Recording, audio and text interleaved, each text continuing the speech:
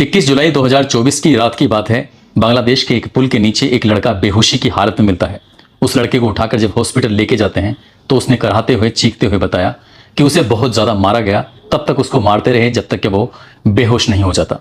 दरअसल जिन्होंने उसे मारा था, जिन्होंने उसे पीटा था, जिन्होंने उसकी इसे हालत बनाई थी, वो लोग कह रहे थे कि इसको मार डालते हैं, इतने सारे लोग मर रहे हैं, अगर एक और मर जाएगा तो क्या जाएगा। लेकिन कुछ लोगों ने कहा कि अगर ये मर गया तो देश में बवाल मच जाएगा। वो जिंदा था तब ज्यादा बवाल मच गया, वो मर जाता तो शायद इतना बवाल नहीं मचता। न केवल उसकी वजह से सरकार गिर जाती है, बल्कि इस सरकार के गिरने की और उसके पीछे की जो वजह थी, पूरी दुनिया में इसकी गूंज फैल जाती है। फिलहाल बांग्लादेश की जो संसद थी वो भंग हो चुकी है। शेख हसीना इस्तीफा देकर दूसरे देशों में शरण मांगने की कोशिश कर रही हैं और एक नई सरकार यानी कि अंतरिम सरकार का गठन हो जाता है। और उस जब गठन होता है तो 17 लोगों को चुना जाता है। पूरे मंत्रिमंडल में 17 लोग थे और पुल के नीचे जो बेहोशी की हालत में पड़ा हुआ था वो लड़का, वो भी उन 17 लोगों में शामिल हो जाता है। यानी कि उसकी किस्मत कुछ इस तरह से जागेगी, उस लड़के ने भी शायद कभी सोचा नहीं था। और पूरी दुनिया में जब उसका मैसेज जाता है तो पूरी दुनिया भी इस बात को देखकर हैरान। आखिरकार आज की कहानी के माध्यम से जानने की कोशिश करेंगे कि ये कहानी की शुरुआत कहां से होती है और ये लड़का कौन था और किसने ये पूरी सरकार को गिराने में अहम भूमिका निभाई है। आदाब, नमस्कार, सत श्री अकाल। मैं उस्मान सैफी। आज की जो सच्ची घटना मैं आपको सुनाने जा रहा हूं, ये सच्ची घटना है पड़ोसी मुल्क बांग्लादेश की। दरअसल बांग्लादेश में इन दिनों बवाल मचा हुआ है और जब बवाल मचा हुआ है तो चारों तरफ एक ही आवाज सुनने को मिल रही है, खासकर मीडिया के अंदर, कि वहां पर मंदिरों को और हिंदुओं के घरों को, उनकी संपत्तियों को निशाना बनाया जा रहा है।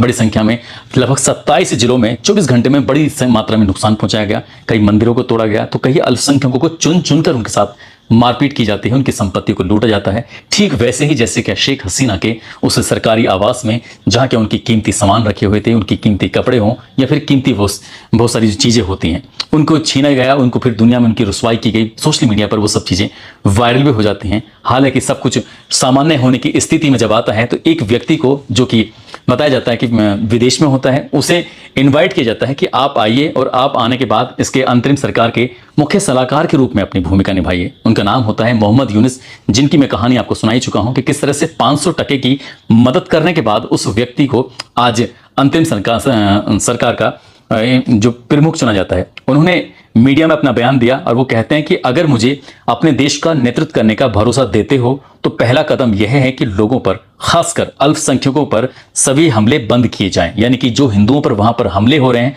उन हमलों को हर हाल में बंद किया जाना चाहिए। इसके बिना मेरे प्रयास बेकार हैं और बेहतर होगा कि मैं पद छोड़ दूं। यानी कि उस व्यक्ति को साल 2007 में जो वहां की सेना होती है, सेना ने ऑफर दिया था, खुला ऑफर, कि आप देश पर राज करिए क्योंकि आप एक अच्छे व्यक्ति हैं। लेकिन उस व्यक्ति को जो दूसरी बार मौका दिया जाता है, दूसरी बार मौका मिलने के बाद वो व्यक्ति साफ साफ कहता है कि अगर किसी भी हिंदू पर हमला होता है तो वो इस पद से इस्तीफा दे देंगे। अब वो बांग्लादेश की जो नई अंतरिम सरकार है उसकी मुख्य सलाहकार हैं। आखिरकार कहानी कहां से शुरू होती है, इसी पर चर्चा करते हैं। 26 मार्च 1971 की यह बात है, जब पूर्वी पाकिस्तान यानी कि जो उस पर पाकिस्तान का कब्जा हुआ करता था और वही राज किया करता था पाकिस्तान। लेकिन देश में आंदोलन चल रहा था और आंदोलन चलते चलते इसको 26 मार्च 1971 को आज़ादी का तमगा मिल जाता है, यानी कि ये आज़ाद हो जाता है और इसका नाम पूर्वी पाकिस्तान से बदलकर बांग्लादेश रख दिया जाता है। और जो बांग्लादेश रखा जाता है तो सरकार अपना काम करना शुरू कर देती है। जिस तरह से संसद में बैठकर नए नए कानून बनाए जाते हैं, तो कानून बनाया जाता है साल 1972 में कि जिन्होंने देश की आज़ादी में हिस्सा लिया है उनके परिवार वालों को, उनसे जुड़े हुए लोगों को सरकारी नौकरियों में 30% आरक्षण मिलना चाहिए, क्योंकि देश को आज़ाद कराने में उनकी अहम भूमिका रही थी। किसी को इस बात पर ऐतराज नहीं होता है और ये मामला आगे चलने लगता है। लेकिन जैसे जैसे वक्त आगे बढ़ रहा था वैसे वैसे विरोध में स्वर भी उठने लगते हैं। वो कहने लगते हैं कि इनके परिवार के लोगों को मिला तो मिला, अब इनकी पोती पोते या उनसे भी जुड़े लोगों को ये लाभ मिलता रहेगा आरक्षण में, कोटे में, तो इसलिए ये खत्म होना चाहिए। और इस पर समय समय पर विरोध प्रदर्शन वगैरह होते रहते थे। होते होते साल 2018 आता है और जब साल 2018 आता है तो इस आरक्षण नीति को सरकार भंग कर देती है, खत्म कर देती है। लेकिन मामला फिर कोर्ट में चले जाता है। कोर्ट में जाता है तो जून 2024 को हाई कोर्ट इस आरक्षण को पुनः बहाल कर देता है। यानी कि जो भी इस देश में आंदोलन हुआ था आज़ाद कराने के लिए, उनके परिवार वालों को, उनसे जुड़े हुए लोगों को, उनके करीबियों को 30% आरक्षण की जो बात थी वो पुनः बहाल हो जाती है। तो उसके बाद फिर बवाल मचना शुरू हो जाता है। अब जगह जगह देश भर में ये जून 2024 के बाद में धरना प्रदर्शन शुरू हो जाता है और धरना प्रदर्शन कुछ इस तरह से होता रहता है कि 15 जुलाई 2024 तक की धरना प्रदर्शन की जो रफ्तार थी बहुत तेज बढ़ने लगती है। ढाका यूनिवर्सिटी की बात है। ढाका यूनिवर्सिटी दो हिस्सों में बढ़ जाती है। एक हिस्सा अवामी लीग यानी कि जो शेख हसीना की पार्टी है उससे समर्थित जो छात्र होते हैं वो कहीं ना कहीं इस आरक्षण के पक्ष में होते हैं। सरकार जैसा चाहती है वो वैसी सरकार की बोली बोल रहे थे, लेकिन छात्रों को इस बात पर गुस्सा आने लगता है, और जब छात्रों को गुस्सा आने लगता है तो यहां पर कुछ 15 जुलाई 2024 को मारपीट की स्थिति पैदा हो जाती है। छात्रों के दो गुट जब आपस में भिड़ जाते हैं तो 100 से ज्यादा छात्र गंभीर रूप से घायल हो जाते हैं। एक तरफ तो पूरे देश में हंगामा चल रहा है आरक्षण को लेकर, एक तरफ ढाका की यूनिवर्सिटी के अंदर छात्रों के दो गुट भिड़ जाते हैं और 100 से ज्यादा घायल हो जाते हैं। अगला दिन आता है तो अगले दिन और ज्यादा बवाल मच जाता है और 19 जुलाई 2024 को 6 लोगों की हत्या हो जाती है, यानी कि 6 लोग विरोध प्रदर्शन की वजह से मारे जाते हैं। अब ये स्थिति और ज्यादा भयानक होनी शुरू हो जाती है। 19 जुलाई आती है और 19 जुलाई आने के बाद फिर 67 लोग मारे जाते हैं, यानी कि घायलों की संख्या तो लगातार बढ़ी रही थी लेकिन मरने वालों की संख्या भी लगातार बढ़ रही थी। और इसी आंदोलन में 3 लोगों का नाम बड़ी तेजी के साथ आने लगता है। पहला नाम होता है नाहिद इस्लाम का, दूसरा नाम होता है आसिफ महमूद का और तीसरा नाम अबू बकर मजूमदार। ये 3 प्रमुख थे। हालांकि और भी छात्र छात्राएं वगैरह प्रदर्शन कर रहे थे, बहुत सारे आम लोग भी प्रदर्शन कर रहे थे, लेकिन इनका नाम कुछ तेजी से जब सामने आने लगता है तो 20 जुलाई 2024 को हॉस्टल से इन जो छात्र होते हैं इन्हें गिरफ्तार कर लिया जाता है, जिसमें नाहिद इस्लाम होता है, आसिफ महमूद और अबू बकर मजूमदार। इनको गिरफ्तार कर लिया जाता है और गिरफ्तार करने के बाद खासकर नाहिद इस्लाम के साथ कुछ इस तरह से मारपीट की जाती है कि उसे लोहे की रोड से तब तक मारा जाता है, तब तक पीटा जाता है, तब तक वो बेहोश नहीं हो जाता। एक ही मांग थी कि जो भी हो रहा है इसको जितनी जल्दी हो सके तत्काल प्रभाव से बंद करिए, क्योंकि पुलिस वही भाषा बोलती है जो सरकार बोलती है, जो सरकार बुलवाना चाहती है। इसमें यह भी बताया जा रहा था कि यह मामला कोर्ट में इसलिए जानबूझकर भेजा जाता है ताकि पब्लिक में विरोध ना हो सके, क्योंकि अगर कोई कोर्ट के विरोध में बोलता है तो ये कोर्ट की अवमानना मानी जाएगी। इसलिए सरकार ने अपने पाले की जो गेंद थी वो कोर्ट के हिस्से में डालकर कहीं ना कहीं जनता को शांत करने की कोशिश की थी, लेकिन छात्रों ने जो कोर्ट था उसके विरोध में भी जाना पसंद किया और वो कोर्ट में चले जाते हैं।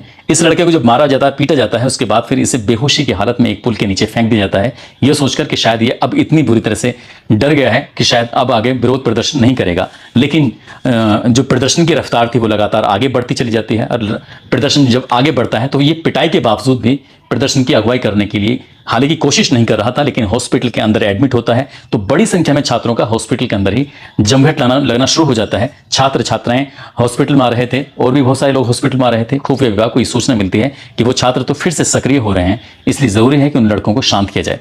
26 जुलाई 2024 को फिर से उस छात्र सहित उसके दोस्त होते हैं नाहिद इस्लाम, आसिफ महमूद, अबू बकर मजूमदार, इनको गिरफ्तार कर लिया जाता है और गिरफ्तार करने के बाद उनकी कोशिश थी कि ये अगर पुलिस की कस्टडी में रहेंगे तो शायद मामला पूरी तरह से शांत हो जाएगा, लेकिन मामला शांत नहीं हो रहा था, बल्कि मामला लगातार बढ़ रहा था। अगर हम नाहिद इस्लाम की बात करें तो नाहिद इस्लाम की जो उम्र है फिलहाल 26 साल के आसपास है।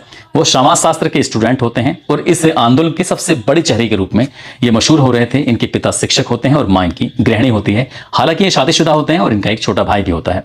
अगर हम बात करें आसिफ महमूद की तो ये कोमिला एक जगह लगती है, वहां के रहने वाले होते हैं और भाषा विज्ञान में ये मास्टर की डिग्री प्राप्त कर रहे हैं। साथ ही अबू बकर मजूमदार जो कि भूगोल के स्टूडेंट होते हैं और ये जो धरना प्रदर्शन में लगातार ये अगुवाई कर रहे थे, अब इनको एक बार फिर से छोड़ दिया जाता है। यानी कि 29 जुलाई 2024 को इनका एक वीडियो सोशल मीडिया पर वायरल होता है और उस वीडियो के माध्यम से ये बताया जाता है कि भाई लोग जितने भी आप लोग प्रदर्शन कर रहे हैं उस प्रदर्शन को बिल्कुल बंद कर दीजिए, खत्म कर दीजिए, क्योंकि इससे हमारे देश की संपत्ति को, हमारे देश की सरकार को, हमारे देश के आवाम को बहुत ज्यादा नुकसान हो रहा है।